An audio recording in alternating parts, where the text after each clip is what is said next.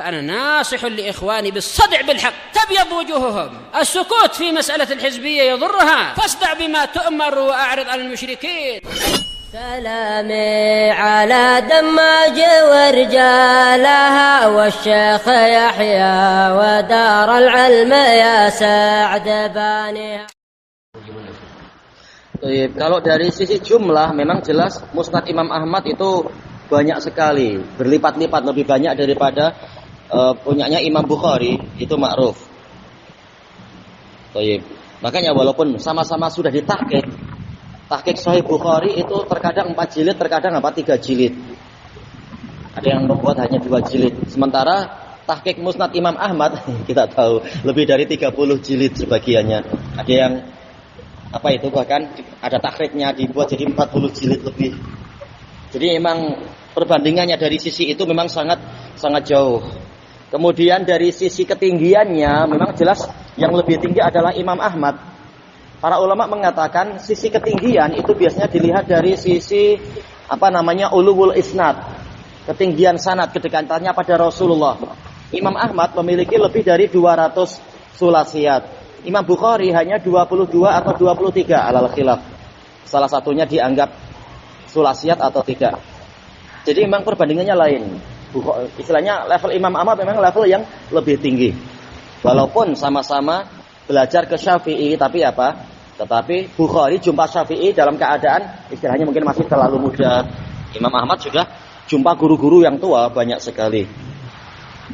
Dari sisi itu. Adapun kalau dari sisi kesahihan, jelas syarat Bukhari itu terlalu ketat. Maksudnya dibandingkan dengan syarat Imam Ahmad.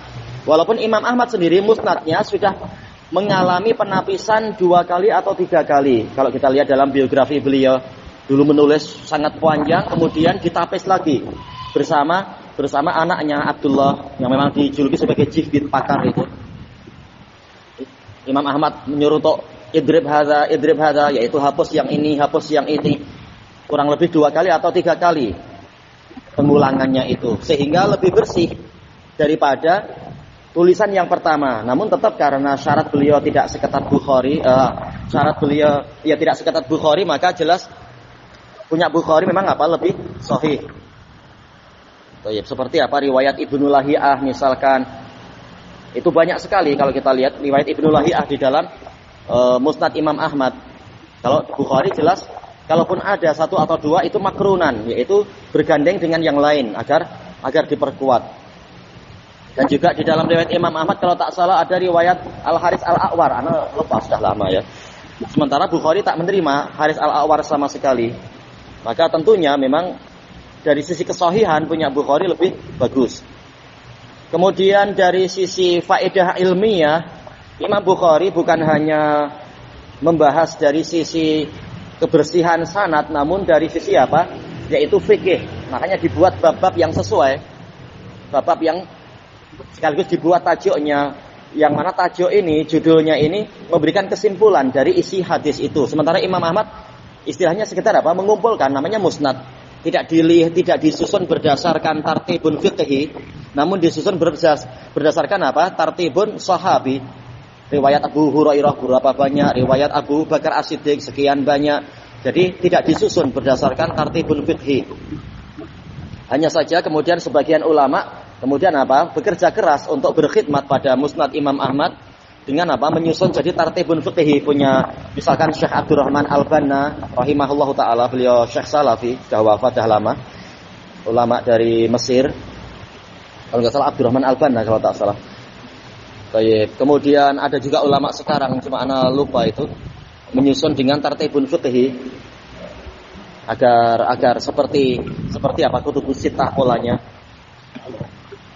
Tapi jelas kalau kita lihat di dalam sistem yang dipakai oleh Al-Hafidz dalam Fathul Bari, beliau banyak mengambil penguat di dalam Musnad Imam Ahmad. Karena Imam Bukhari walaupun sudah kerja keras, terkadang ada kritikan ini yang betul dhaif, kritikan dari Ismaili misalkan, atau bahkan dari Syafi'i terkadang.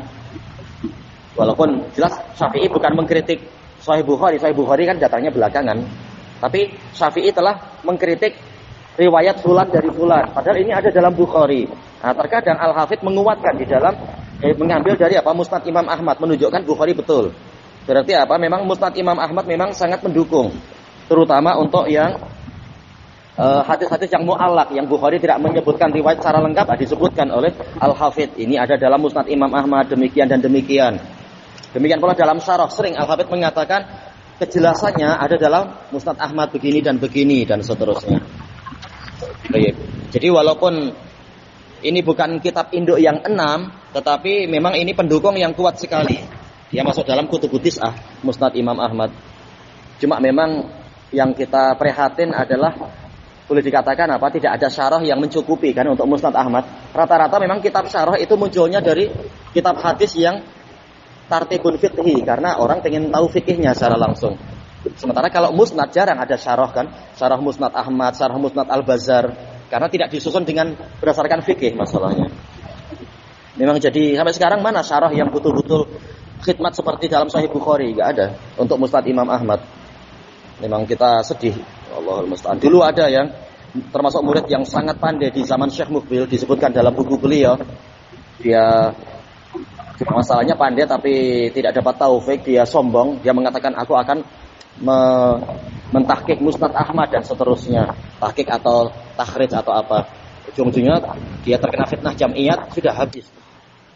Kata Syekh Mukbil, wala Musnad Ahmad wala Musnad Soleh, habis, gak ada semangat lagi. Wallahu a'lam.